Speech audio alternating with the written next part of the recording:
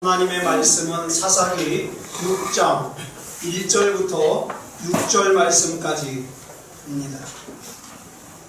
제가 먼저 1절 말씀 봉독합니다. 이스라엘 자손이 또 여호와의 목전에 악을 행하였으므로 여호와께서 7년 동안 그들을 미디안의 손에 넘겨주시니 미디안의 손이 이스라엘을 이긴지라. 이스라엘 자손이 미디안으로 말미암아 산에서 웅덩이와 불과 산성을 자기들을 위하여 만들었으며, 이스라엘이 파종한 때면 미디안과 아말렉과 동방 사람들이 치러 올라와서 진을 치고 가사에 이르도록 부지수산을 멸하여 이스라엘 가운데 먹을 것을 남겨두지 아니하며 양은 소나 나무도 남기지 아니하며, 이는 그들이 그들의 짐승과 장막을 가지고 올라와 메뚜기 떼같이 많이 들어오니 그 사람과 나타가 무수함이라. 그들이 그 땅에 들어와 멸하려 하니 이스라엘이 미디안으로 말미암아 궁핍함이 심한지라. 이에 이스라엘 자손이 여호와께 부르짖었더라. 아멘. 기도하겠습니다. 사랑의 아버지 하나님, 감사합니다. 사랑하는 하나님의 백성들, 한 주간 동안 하나님의 품 가운데 보호하셨다가 이 시간 하나님을 예배하기 위해서 모일 수 있도록 인도해 주시니 감사합니다. 그러나 주님, 우리 사랑하는 성도들이 처한 상황이 다 다릅니다.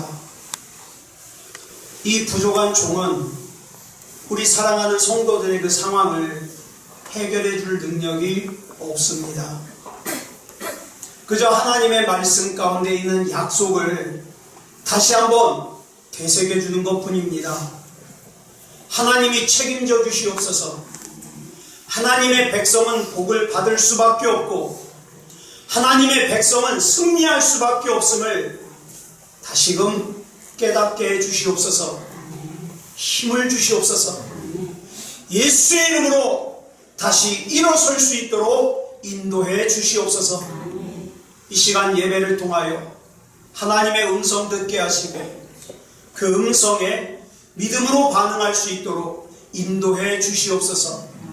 모든 것을 우리 주님 앞에 맡겨드리오며 그리스도 예수님의 이름으로 감사하며 기도드렸사옵나이다. 아멘. 예, 우리 같이 인사 나누겠습니다. 일주일 동안 수고하셨습니다. 은혜 받고 돌아갑시다. 예, 이 시간에는 사사기 6장 1절부터 6절 말씀까지 읽었습니다. 우리 같이 나눌 말씀의 제목은 7년 동안 고난을 당한 이유입니다. 오늘부터 저와 여러분은 약 8시간에 걸쳐서 사사기 6장부터 8장까지 나오는 기드온이라고 하는 사사를 살펴보려고 합니다. 그 중에 오늘 본문인 사사기 6장 1절부터 2절을 보면 이 사사 기드온 당시의 시대적인 배경을 설명하고 있습니다. 우리 같이 읽겠습니다. 시작. 이스라엘 자손이 또 여호와의 목전에 악을 행하였으므로 여호와께서 7년 동안 그들을 미디안의 손에 넘겨주시니 미디안의 손이 이스라엘을 이긴지라. 아멘.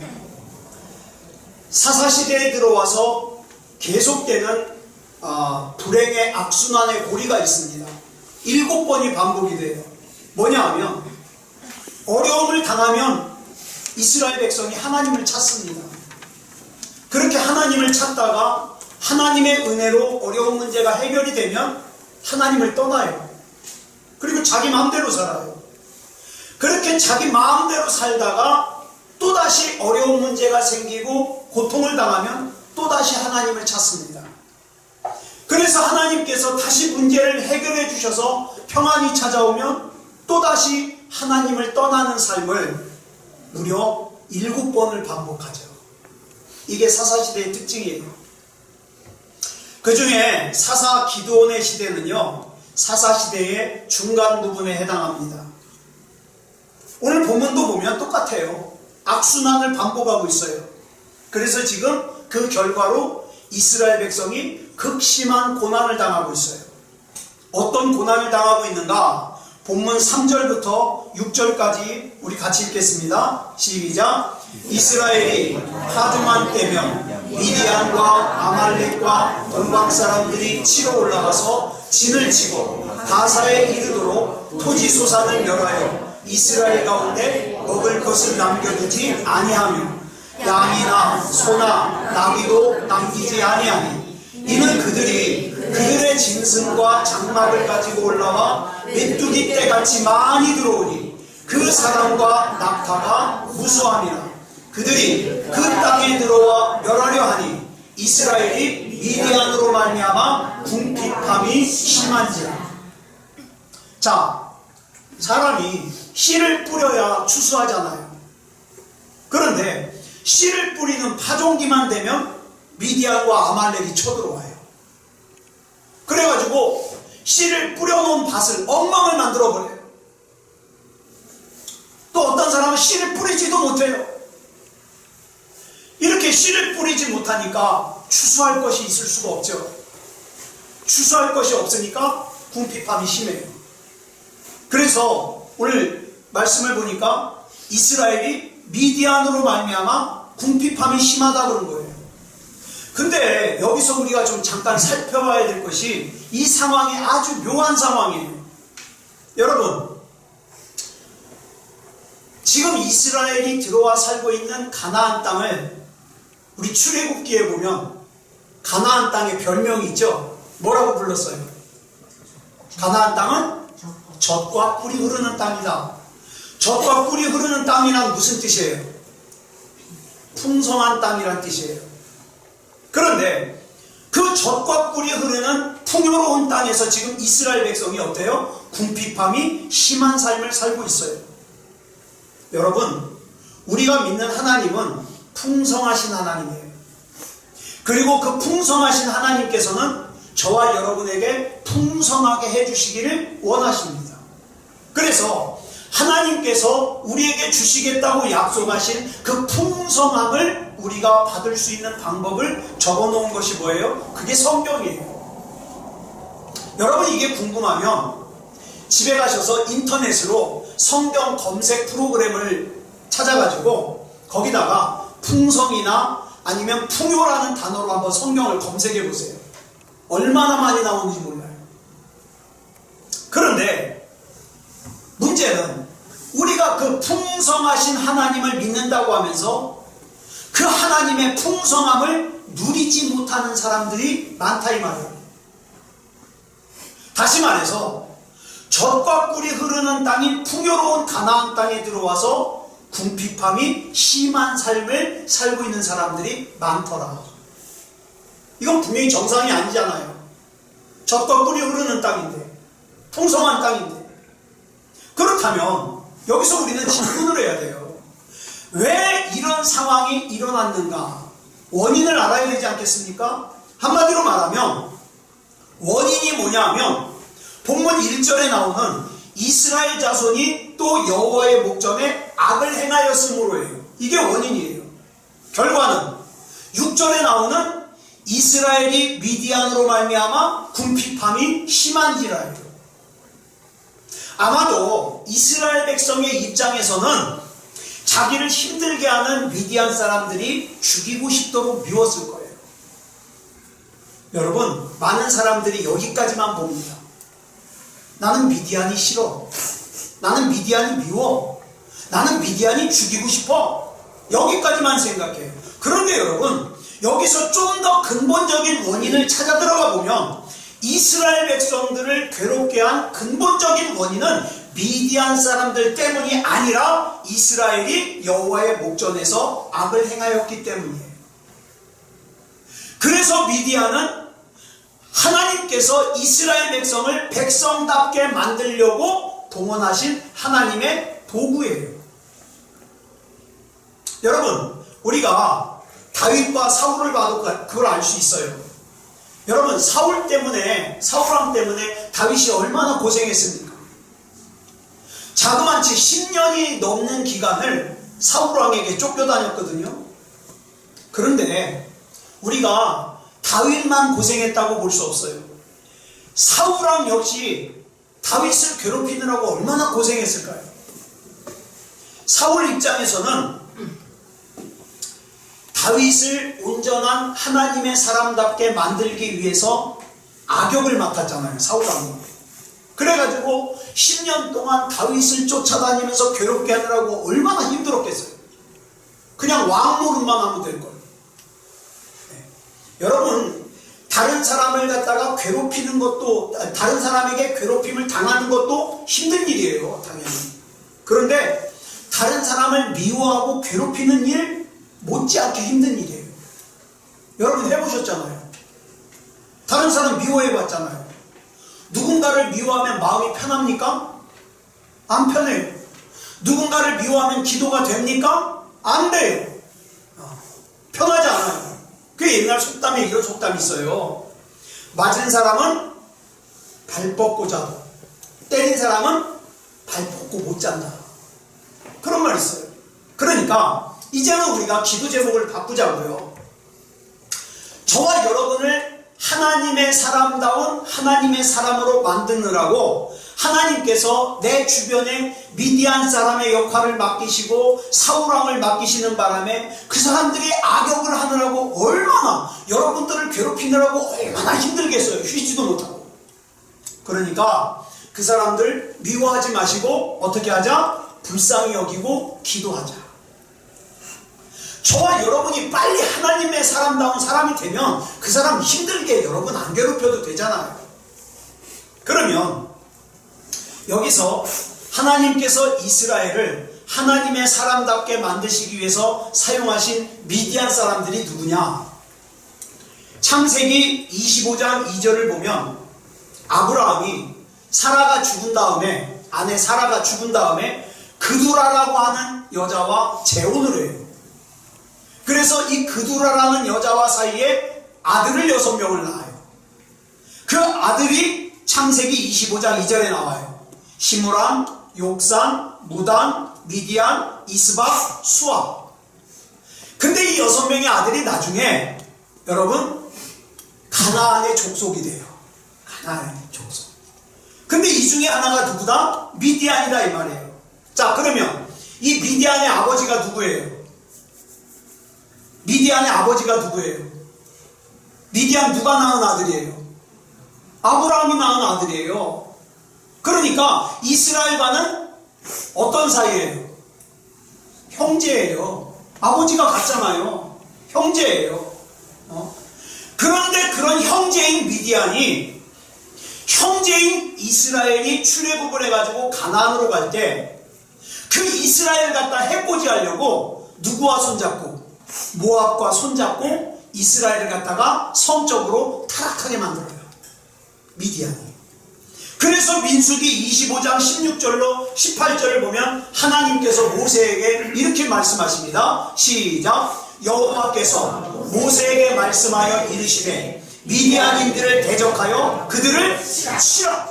이는 그들이 속임수로 너희를 대적하되 부올의 일과 미디안 지휘관의 딸 곧 부올의 일로 연병이 일어난 날에 죽임을 당한 그들의 자매 고스비의 사건으로 너희를 유혹하였음이니라. 여기서 하나님께서 미디안을 치라 그러시는데 이건 무슨 뜻이냐면 다 죽여라 이 말이에요. 다 죽여라. 하나님께서는 저와 여러분 안에 있는 작은 죄까지도 다 죽이라 그러셔요. 아유, 뭐 세상 사람들이 다 악한데 이 정도쯤이야. 아니요, 다 죽여요. 다 죽여요. 네? 여러분 안에 있는 악한 생각, 악한 마음, 용서하지 못하는 마음, 섭섭한 마음 다 죽여요. 다 죽여요. 명령하셔요.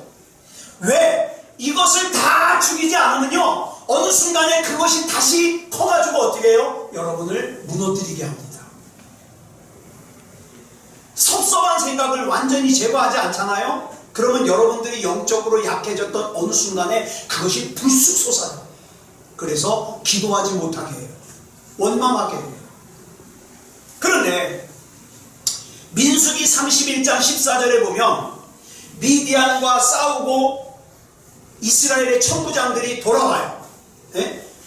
그런데 그 싸우고 돌아온 천부장들과 백부장들에게 모세가 화를 내요. 노예요.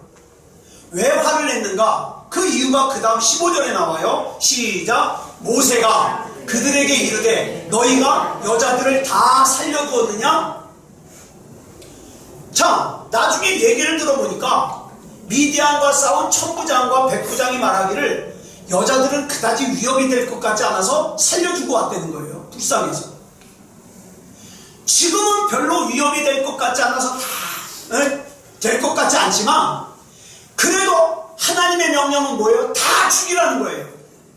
근데 그 하나님의 명령을 어기고 미디안의 여자들을 살려두었기 때문에 이때 살려둔 미디안의 일부가 다시 강력해져서 이스라엘을 괴롭히더라. 여러분 기억하세요. 내가 하나님의 말씀을 어기고 남겨두었던 이 정도 죄쯤이야 여겼던 거 있잖아요.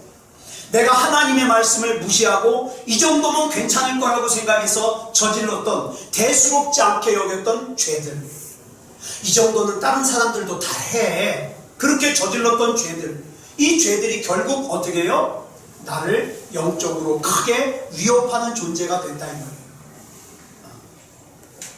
이것이 이스라엘이 젖과 꿀이 흐르는 풍요로운 땅에서 들어가서 살고 있음에도 불구하고 궁핍함이 심한 그런 인생을 살 수밖에 없는 이유예요.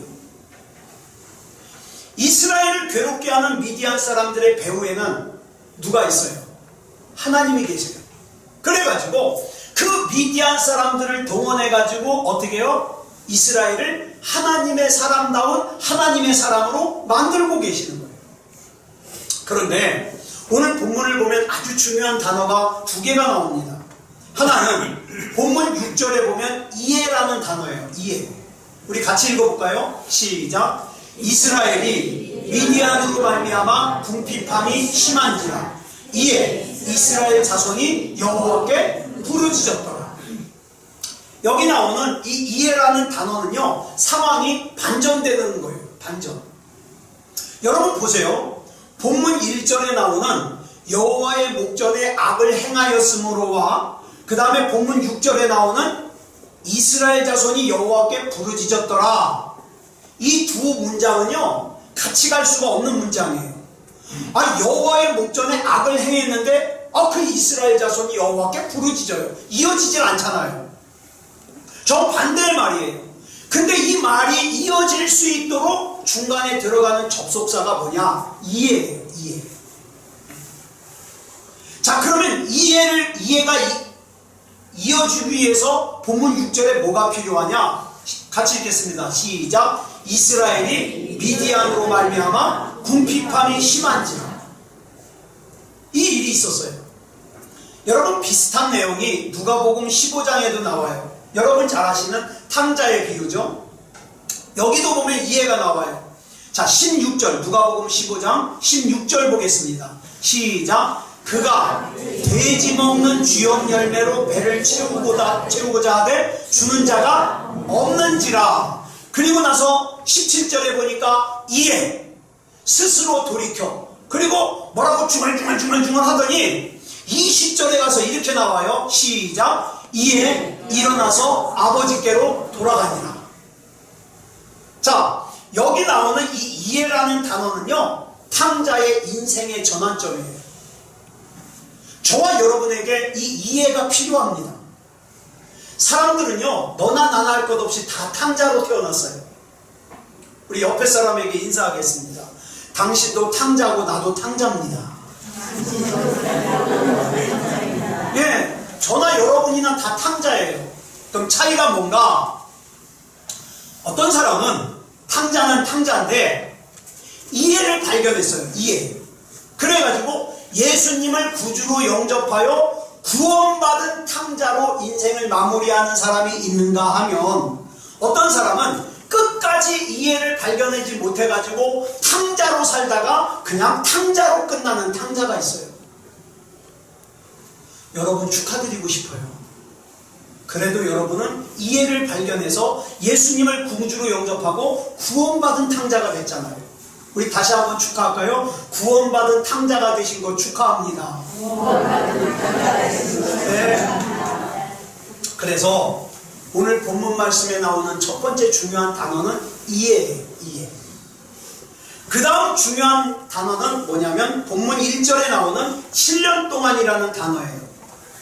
여러분 만약에 막연하게 이스라엘이 하나님 앞에서 악을 행했으니까 하나님께서 7년 동안 이스라엘을 미디안의 손에 넘겨주신 거야. 그러면 뭐가 돼요? 그 7년 동안은 그냥 하나님 앞에서 이스라엘이 범한 죄의 대가가 되는 거예요.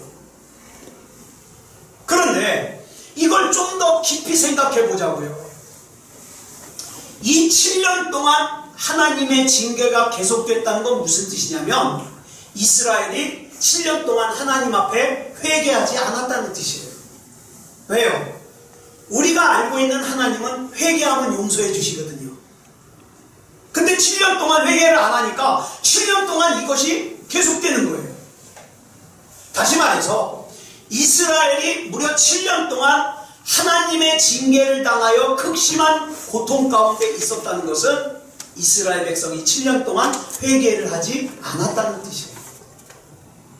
이제 우리가 다음 주에 살펴볼 본문인데요. 본문 13절을 미리 보면 기드온이 이렇게 하나님 앞에 항변합니다. 같이 읽어볼까요? 시작. 기드온이 그에게 대답하되 오 나의 주여 여호와께서 우리와 함께 계시면 어찌하여 이 모든 일이 우리에게 일어났나이까? 또 우리 조상들이 일찍이 우리에게 이르기를 여호와께서 우리를 애굽에서 올라오게 하신 것이 아니냐 한 그 모든 이적이 어디 있나이까? 여러분 우리가 자주 하는 말 아니에요? 아니 하나님께서 나와 함께 계시면 왜 우리 집이 가난해요? 하나님께서 나와 함께 계시면 내 몸이 왜 아파요? 하나님께서 나와 함께 계시면 왜 나에게 이런 어려움이 있어요? 하나님께서 나와 함께 계시면 왜 이렇게 내 인생이 고달퍼요? 이럴 수 없는 거잖아요. 하나님 나 하나님 믿는데 그러잖아요. 그런데 그 다음에 보니까 뭐라 그랬어요?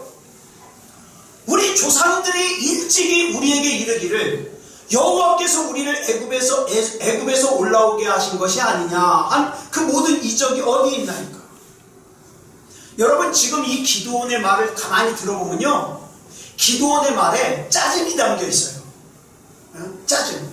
그러면서 결론적으로 뭐라 그래요? 시작. 이제 여호와께서 우리를 버리사 미디안의 손에 우리를 넘겨주셨나이다 하니, 하나님께서 우리 버리셨다는 거예요.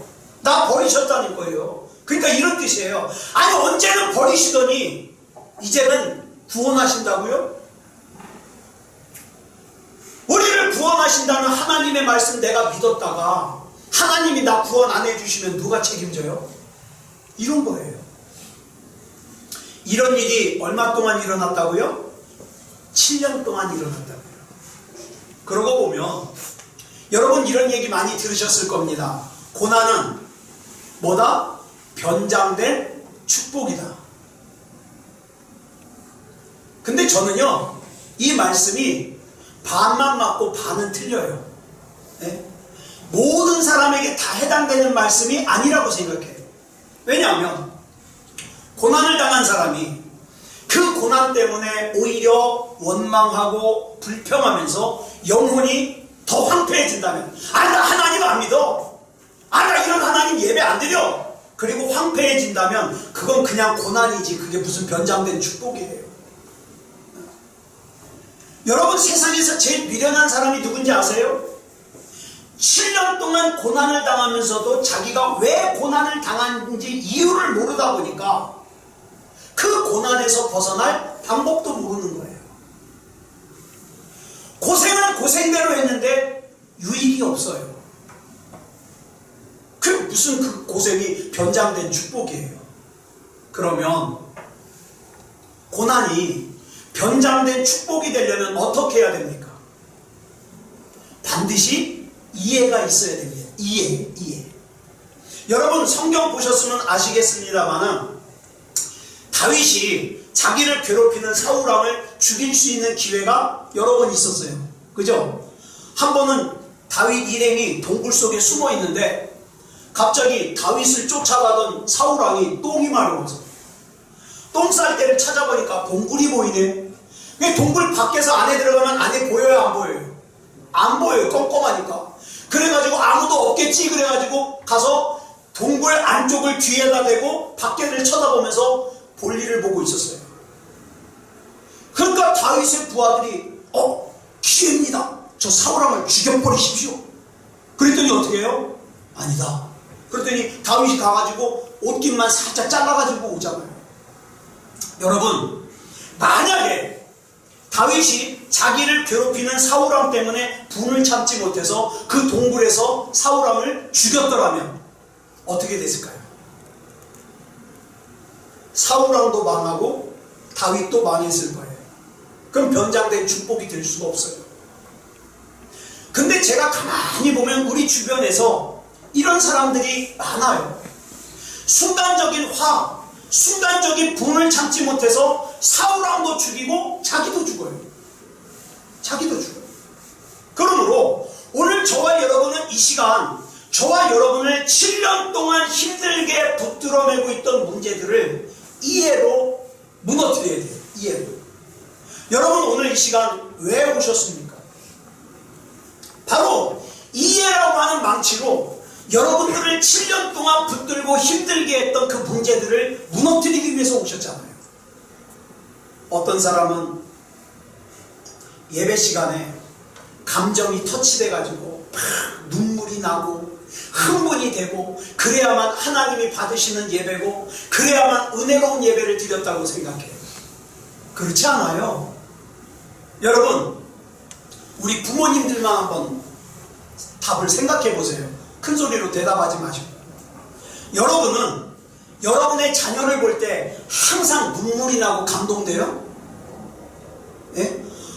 나는 우리 아들만 보면 나는 너무 감동돼. 그래요? 그러면 정신과 치료를 받아요. 어쩔 때는 내 아들이지만 내 딸이지만 저는 딸도 하나밖에 없지만 어쩔 때는 저 왼수덩어리 내가 저걸 왜 낳지? 그럴 때가 요즘 자주 있어요. 자주 있어요. 그런데요 희한한 게 있어요. 그런 부모 자식이지만 부모 자식이기 때문에 정모 자식이 밤늦게 안 들어오잖아요. 걱정돼요. 아빠 새벽 기도하라고 시켜놨으면 일찍 들어와야 될 거 아니에요. 그래 아빠가 맘 놓고 자지. 새벽에 일어나지. 늦게 들어오면 이놈이 자식이 왜 이렇게 늦지? 걱정하다 보면 나도 밤늦게 자면 새벽에 일어나줘요, 안 일어나줘요? 네. 밥은 잘 먹고 돌아다니는지 무슨 힘든 일은 없는지 걸리잖아요. 왜? 자식이니까. 여러분 부부를 한번 생각해 보세요. 여러분 아내, 여러분 남편. 여러분은 여러분 아내, 여러분 남편을 볼 때마다 막 가슴이 설레요? 이분도 정신과 치료 받아봐야 돼요. 김재원 집사님은 지금도 좋대요. 제가 볼 때 중증이에요. 좋대요. 근데 대부분의 사람들이 어때요? 가슴 안 뛰어요. 좀 살다 보면 그냥 소 닭 쳐다보듯이 저 인간 오늘도 숨쉬네? 그러고 지나가요. 그죠? 그런데요 희한해요. 제가 요즘 아주 못된 증상이 생겼어요. 우리 집사람이 이렇게 새간새간 자고 있잖아요. 괜히 울컥해. 불쌍해. 네? 불쌍해. 왜 그럴까요? 이게 나도 정신과 치료 받아봐야 되는 건가? 뭐 이런 생각이 드는데 왜 불쌍하냐? 부부니까. 볼 때마다 가슴 설레고 그러진 않지만 그냥 불쌍해요. 안쓰러워요. 안쓰러워요. 여러분 우리가 예배를 드릴 때 감정적으로 드리지 말아요. 내가 뭐 오늘 흥분됐으니까 하나님이 받으셨고 흥분되지 않았으니까 하나님이 안 받으셨고, 아니요. 여러분이 정말 예배를 잘 드렸는지 못 드렸는지는 이거 아시면 돼요. 오늘 예배를 드리면서 왜 나는 7년 동안의 악순환을 떨치지 못한 것일까? 내 인생에서 이 답을 깨달았으면 여러분 예배 잘 드린 거예요. 왜 내가 섬기는 하나님은 분명히 부요하신 하나님인데, 그리고 그 하나님의 부요를 나한테 주시겠다고 분명히 성경에 그렇게 약속해 주셨는데 왜 나는 지금 영육간에 궁핍함이 심한 삶을 살고 있을까? 왜 나는 두려울까? 왜 나는 불안할까? 왜 나는 염려가 될까? 그 답을 찾으셨으면 오늘 여러분 예배 잘 드리신 거예요. 이런 사람은 요한일서 5장 4절의 말씀으로 이렇게 선포합니다. 시작. 무릇 하나님께로부터 난 자마다 세상을 이기느니라. 세상을 이기는 승리는 이것이니 우리의 믿음이니라. 그리고 이사야 54장 17절 말씀을 선포합니다. 시작. 너를 치려고 제조된 모든 연장이 쓸모가 없을 것이다. 일어나 너를 대적하여 송사하는 모든 혀는 내게 정죄를 당하리니 이는 여호와의 종들의 기업이요 이는 그들이 내게서 얻은 공의니라. 여호와의 말씀이니라. 아멘. 나를 공격하려고 원수가 만들어 놓은 연장이 다 쓸모없이 될 거예요. 나를 흉보고 나를 정죄하는 그 모든 말들이 어떻게 해요? 오히려 자기가 정죄를 당하게 될 거예요. 그러니까 우리는 내 입을 더럽힐 필요가 있어요, 없어요? 없어요. 내 행동을 더럽힐 필요가 있어요, 없어요? 없어요. 저는 이분 얘기를 간증을 읽으면서 은혜를 받아서 제가 여러 번 말씀드려요. 이분이 누구냐면 제가 존경하는 목사님 중에 한 분이에요. 아마 우선순위로 따지면 지금 제일 존경할 거예요. 누구냐면 100주년 기념교회를 은퇴하신 이재철 원로 목사님이세요. 이분 누님이 고은하 권사님이에요. 영화배우 고은하 권사님. 근데 이분이요 참 바른 목사님이에요. 너무 존경해요. 저는 이분을 지금 보면 이해가 되지 않지만 이분이 막 결혼했을 때, 젊었을 때 굉장히 방탕하게 사셨어요. 회사가 끝나면 돈을 잘 벌었어요. 돈을. 그래가지고 회사가 끝나면 곧바로 집으로 가는 게 아니라 술집으로 가요. 일단 술을 마셔요. 그리고 새벽 1시, 2시까지 포커를 해요. 그리고 집에 들어가요. 그리고 이분이 간큰 남자인 게 그 시간에 집에 들어가가지고 사모님한테 밥 차려 오라고 그래가지고 꼭 밥을 먹고 자요. 늦게 들어왔으면 조용히 들어가서 자야지. 밥상 차려 오라고 그래가지고 밥을 먹고 자요. 그런데 어느 날, 그날도 이분이 새벽 1시, 2시까지 술 잔뜩 먹고 포커를 하고서 집에 들어갔어요. 그 이제 딴 때 같으면 배를 눌러가지고 문을 따라 그러는데 그날따라 이상하게 주머니에 열쇠가 만져져요. 그래서 열쇠로 따고 집에 들어갔어요. 그랬더니 여러분 그 있잖아요. 거실에 그 낮은 책상, 앉아서 보는 책상. 그 책상에, 거실에 책상에 사모님이 목사님을 기다리다가 엎어져서 잠이 들었어요. 그래서 이 목사님이 밥상 차려오라고 하려고 깨우려고 가까이 다가갔는데 사모님 밑에 이렇게 성경책이 펴져 있고 노트가 보이는 거예요. 노트가. 그 궁금하잖아요. 뭐라고 썼는지. 그래서 살짝 그 노트를 갖다가 꺼내가지고 읽어보는데 충격을 받았어요. 제가 그 노트에 있는 글을 그대로 읽어드릴게요. 나는 오늘도 버스를 타고 수유리 너머로 갔다. 시골길을 하염없이 걸으면서 오늘도 어김없이 죽음을 생각했다. 약을 먹고 죽을까? 아니면 손목을 그어서 죽을까? 그러나 그것은 내가 취할 길이 아님을 다시 한번 확인하고 되돌아왔다. 나를 살리기 위해 십자가에서 돌아가신 주님께서 주님의 뜻을 위해 내게 주신 남편이므로 나는 사랑해야 한다. 나는 할 수 없지만 주님께서 사랑하라 명하심으로 나는 사랑해야 한다. 주님 도와주세요. 나의 약함을 주님께서 잘 아시잖아요. 이렇게 써놨어요. 이재철 목사님이 그 내용에도 충격받았지만 더 가슴 아픈 게 그 일기장 여기저기에 눈물인 것 같아요. 뚝뚝 떨어져서 젖어 있어요.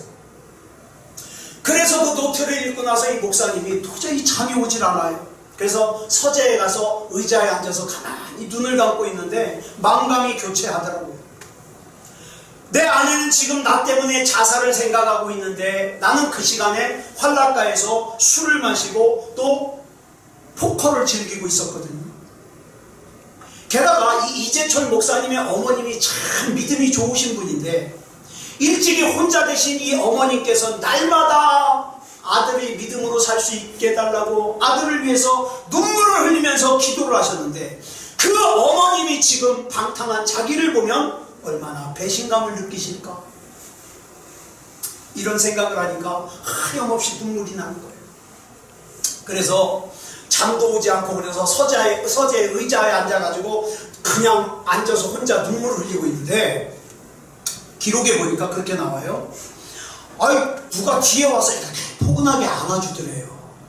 그래서 이재철 목사님 생각에 선잠을 자던 아내가 자기 때문에 깨가지고 와서 안아주는가 보다. 그래서 뒤를 돌아봤더니 아무도 없느니 아무도 없어요. 그래서 내가 잘못 느꼈나 보다. 그리고 다시 앉아서 눈을 감았는데 아까보다 더 강하게 더 포근하게 누가 안아주는 거예요. 그리고 돌아보니까 또 아무도 없어요. 그래서 다시 앉아서 눈을 감았는데 세미한 하나님의 음성이 들리더래요. 뭐라고 들리냐? 나의 사랑하는 아들아, 나는 너를 한 번도 버린 적이 없단다. 네가 나를 버렸던 그 순간에도 나는 줄곧 너와 함께 있었단다. 앞으로도 나는 영원토록 너와 함께 할 것이다. 나는 너를 사랑하기 때문이다.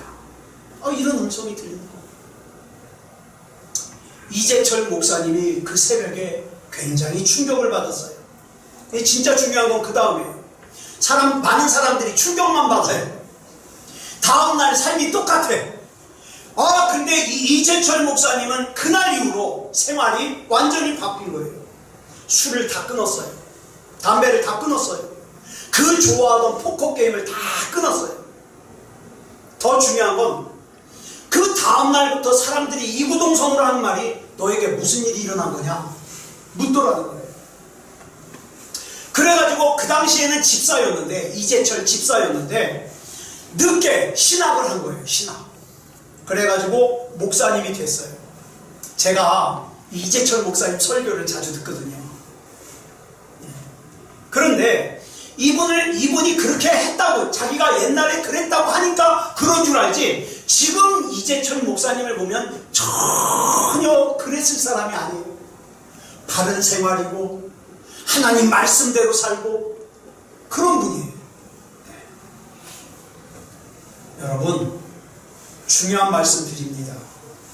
만약에 하나님께서 저와 여러분을 이렇게 만져주신 경험을 하지 않는데 여러분 안에 하나님이 전혀 믿어지지 않는데 아무렇지도 않게 살고 있다면 아직도 이것도 저것도 아닌 마음으로 그냥 내 마음에 내키는 대로 살고 있다면 오늘은 예배를 한번 드려볼까? 오늘은 예배 드리기 싫어. 그러고 살고 있다면 큰일입니다. 큰일. 여러분 질문 하나 드릴게요. 여러분 하나님 만나셨습니까? 하나님 만나셨다면 여러분이 하나님 만난 거 어떻게 알 수 있어요? 저는요 이재철 목사님이 그날 뭘 어떻게 경험했는지 글에 쓰여 있는 대로만 저는 보니까 정확하게 몰라요. 그 느낌이 뭔지 그 정확하게 몰라요. 그렇지만 그날 분명히 무슨 일이 분명하고 확실하게 있었다는 것은 믿어져요. 왜? 이재철 목사님이 변했거든요. 그리고 이재철 목사님이 허튼 소리 할 뿐이 아니라는 걸 알고 있거든요. 믿고 있거든요. 여러분 지금 여러분이 믿음이 있는 증거가 뭡니까? 여러분의 사랑하는 아들이, 여러분의 사랑하는 딸이, 여러분의 사랑하는 배우자가 천국 갈 수 있는 증거가 뭡니까? 여러분 안에 있는 미디안은 다 제거하셨습니까? 혹시 이 정도 죄는 별 영향이 없을 것 같아서 남겨두신 거 있지 않습니까? 여러분이 살다가 건강 문제, 경제적인 문제, 삶의 문제, 가정 문제가 사실은 그 근본적인 원인이 영적인 데 있다는 걸 아십니까? 이걸 아신다면 오늘 이 시간 이해라고 하는 망치로 7년 동안이라는 악순환을 깨트려야 돼요. 나는 하나님이 아니면 안 돼요. 나는 하나님이 붙잡아 주시지 않으면 안 돼요. 바뀌어야 돼요. 바뀌어야 돼요. 그래서 오늘 여러분 주보에 또 이따가 여러분 이 설교를 카톡으로 보내드리면서 그 뒤에다가 제가 기도문을 하나 보내드리려고 해요. 지금 우리가 같이 읽을 기도문이에요. 여러분 하루에 한 번만 이 기도문을 좀 소리내서 읽었으면 좋겠어요. 자, 우리 이 시간 이 기도문을 같이 읽으면서 같이 기도하면서 예배를 마무리하겠습니다. 우리 같이 읽겠습니다. 시작. 사랑하는 아버지 하나님, 예수 그리스도 안에서 나를 구원해 주심을 믿고 감사를 드립니다.